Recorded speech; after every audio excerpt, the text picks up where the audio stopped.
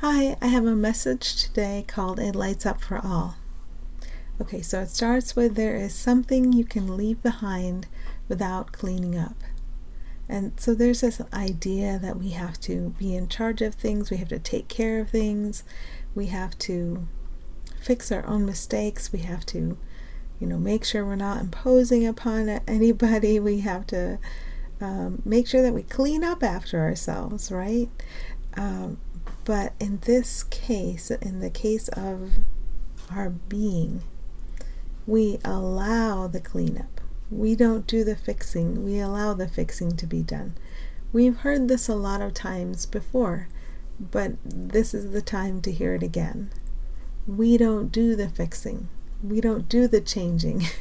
We allow it to be done for us. We allow it to be proven to us in a sense. We allow ourselves to be shown what really is here because we're not going to block it anymore.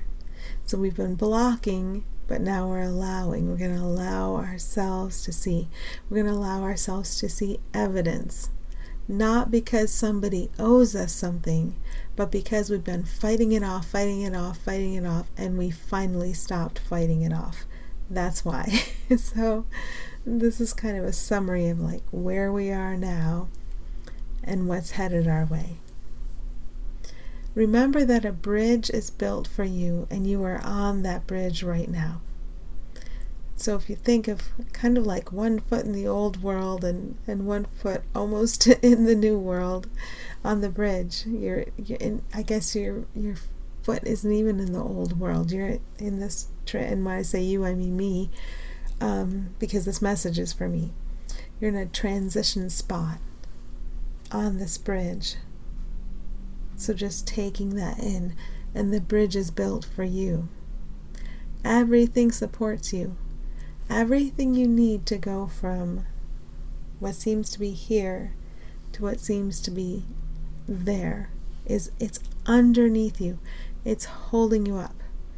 You are supported. I'm trying to think of different words to get this across. What's past is behind you, and what's ahead of you is lit up. You have this headlamp, you have headlights.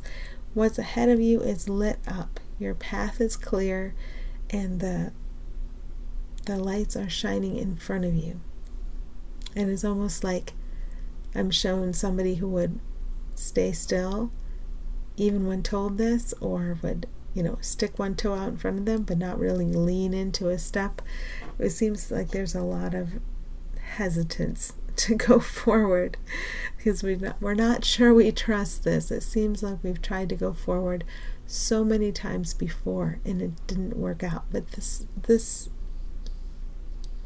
what do I want to say about this support?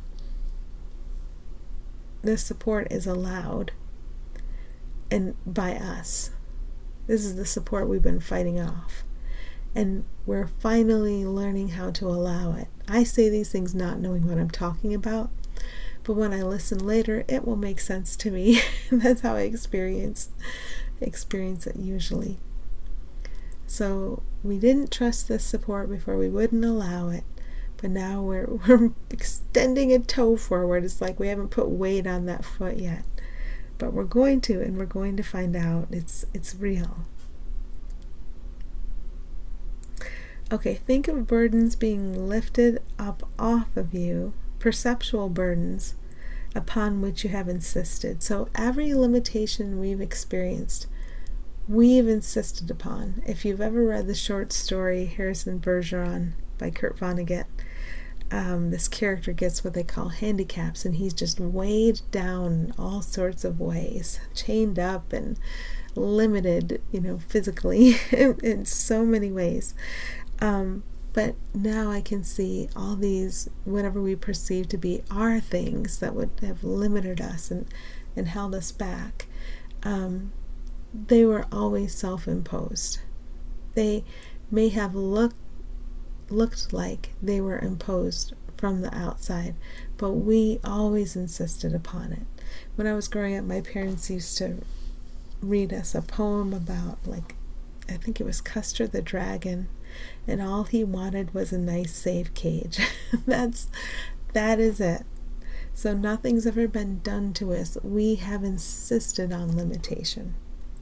And now it's like we're finally stretching a little, standing up, looking around, understanding we don't have to insist on that anymore. We can let that go. We can stand up straight. We can walk forward. Nothing's going to happen to us. So the burdens are being lifted off us. Why? Because we let it happen. Not because somebody was pushing us down before, because we insisted on having burdens. And now we're learning how to stop insisting so loudly and to turn our attention elsewhere. This is an all of us thing. The comparative is going to get us in trouble. So this is an all of us thing. Ego would say to you, I need a cloaking. I need a hiding. You need no such cloaking or hiding. So you are goodness without opposite. You are light. You are love. You are the true nature of everyone and everything. You don't need to be hidden. You need to be allowed to step forward in whatever you're looking upon, because that's you over there. Whether you're looking at a snowflake or a blade of grass or a person or a country or all the politicians, sorry, they're all you. Let you step forward in all of them as the light they have always been behind the projection of fear upon them, as the love they have always been. Just let them step forward. Let you step forward, because you're not a body, you're not a personality, you're not just this one lifetime with the past. You're you. You're immense, powerful, benignly powerful, and very loving. That's you. So this is, you don't need a cloaking or a hiding or a separating off into corners or a private definition where you're this way and the other guy is that way. All the other guys, underneath any fear we're projecting on them, are exactly the same way, because they're all you. And being you is good news. Being you is being goodness without opposite. So there's nothing that has to be cloaked or hidden. All the real stuff can be unveiled, and all the real stuff can step forward to help all of us. We can allow that.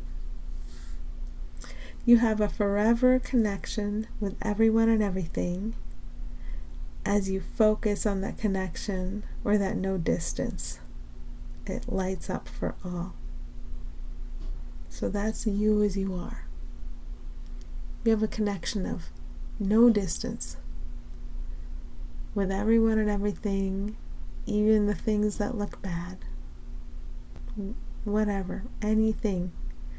Doesn't matter if it looks especially good or especially bad. It's just the fear we've been projecting on it to cover up the equality, to cover up the actual. But that's not a crime, that's just a confusion. And we can also allow the love, you are, we are, everyone is, to extend without insisting on particular forms, because we don't know what we're talking about. The ego will talk to us and say certain forms are desired and certain forms are undesired, but we don't know what we're talking about. We don't know when it comes to form, because it's all essentially meaningless. But spirit, what we all are together, knows about what forms are useful in guiding us all home together. So we can put our trust in what all of us are together and be guided from there. Let's see. As you focus on that connection or that no distance, it lights up for all. So you want your path to be clear in front of you. You're allowing that. It makes everyone's path clear in front of them. There's a huge sharing here that we're just beginning to learn about. The power of sharing. Every gift you get, you receive. And understanding that everything you accept and allow helps everyone. There's this huge sharing that we kind of don't have the foggiest idea about, but that's okay, because we're going to find out through experience and through being gifted and through seeing others being blessed and gifted. So that's okay. We don't know, we don't understand, we don't get it, but we can find out through experience. That's the way we want to do it. We don't want to just toss around ideas forever. We want to see the reflection of these things, and we want to experience. And we want to feel the results of that. Okay, I think that's it. So thank you for listening. Happy healing.